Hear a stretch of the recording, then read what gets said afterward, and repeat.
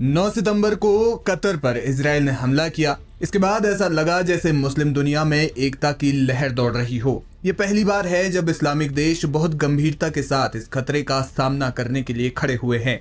संभव है कि अरब देशों को भविष्य में इसी तरह के हमले की संभावना नजर आ रही हो।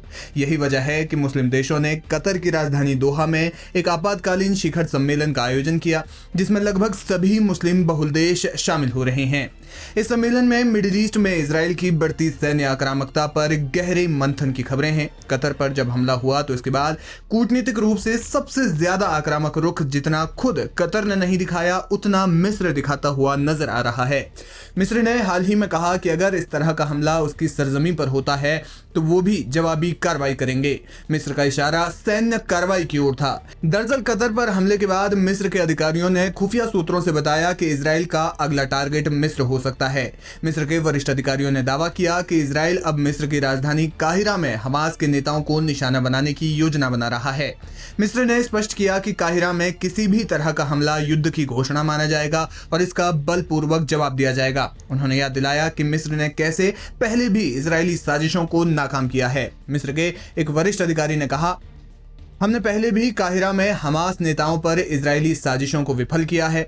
इस बार भी अगर कोई हमला हुआ तो इसे युद्ध की घोषणा माना जाएगा। मिस्र ने इजराइल के साथ 1979 की शांति संधि के बावजूद इस मुद्दे पर कड़ा रुख अपनाया है। मिस्र ने ही मुस्लिम देशों को एक नेटो जैसा सैन्य गठबंधन बनाने का प्रस्ताव रखा। मिस्र का प्रस्ताव है कि अरब लीग के 22 सदस्य देशों को एकजुट कर एक संयुक्त सैन्य बल बनाया जाए जो किसी भी अरब राष्ट्र पर हमले की स्थिति में उसकी रक्षा कर सके। ऐसे में सवाल यह है कि कतर पर हमले के बाद मिस्र इजराइल के खिलाफ आक्रामक क्यों हो रहा है। कतर पर हमले के बाद मिस्र के राष्ट्रपति अब्देल फताह अल सीसी ने कतर के अमीर शेख तमीम बिन हमद अल थानी से फोन पर बात की, पूर्ण एकजुटता व्यक्त की और इजराइल के आक्रामक कृत्य की निंदा की। विदेश मंत्री बद्र अब्देलती दोहा गए, जहां उन्होंने इजराइल के खिलाफ एकजुटता दिखाई। मिस्र ने फिलिस्तीनी गुटों को होस्ट करने की पेशकश की और इजराइल को चेतावनी दी कि उन्हें निशाना न बनाए। जानकार मानते हैं कि मिस्र को अपनी संप्रभुता के लिए चिंता बढ़ रही है। संभव है कि मिस्र को यह लग रहा हो कि कतर गजा युद्ध में मध्यस्थ की भूमिका निभा रहा था और जब इजराइल ने उसे नहीं छोड़ा तो वो फिर भी पड़ोसी देश है और प्रधानमंत्री बेंजामिन नेतन्याहू के ग्रेटर इजराइल के ख्वाब में सबसे पहली सीढ़ी वही है। इसके अलावा मिस्र को चिंता है कि इससे शरणार्थी संकट बढ़ेगा और उसकी सीमा सुरक्षा प्रभावित होगी। कतर पर हमला भले ही गजा से ध्यान भटकाने का प्रयास लगती हो, लेकिन मिस्र इसे व्यापक आक्रामकता का हिस्सा मानता है। अब सवाल यह है कि क्या मुस्लिम देशों का नेटो जैसा सैन्य गठबंधन वास्तव में बन सकता है।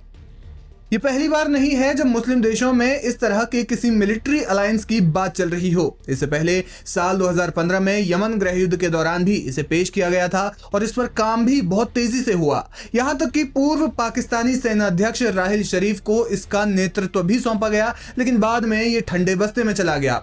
अब जब इजराइल कतर के दरवाजे पर हथियार लेकर पहुंच गया और राजधानी दोहा में तबाही भी मचा गया, तब इसे लेकर चर्चा जोर पकड़ने लगी है। मिस्र के अलावा ईरान की ओर से भी ऐसी आवाज उठी है और इराक के प्रधानमंत्री मोहम्मद शिया अल सुदानी ने भी इस प्रस्ताव का समर्थन किया।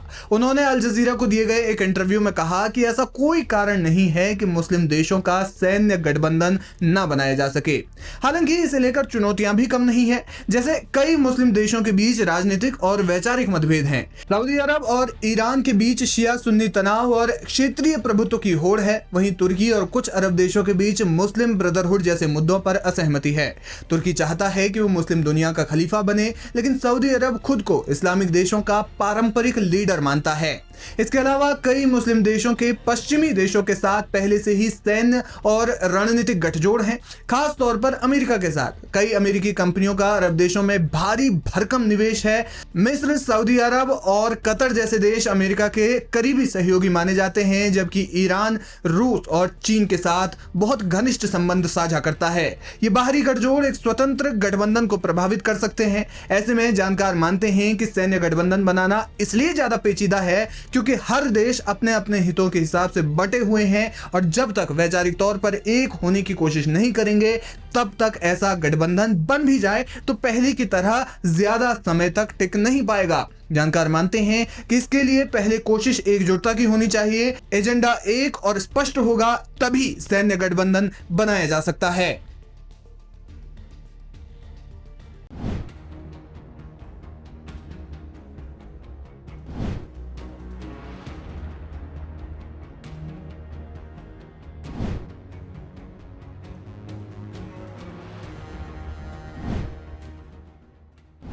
इसराइल और हमास के बीच जारी संघर्ष अब खाड़ी क्षेत्र तक पहुंच गया है।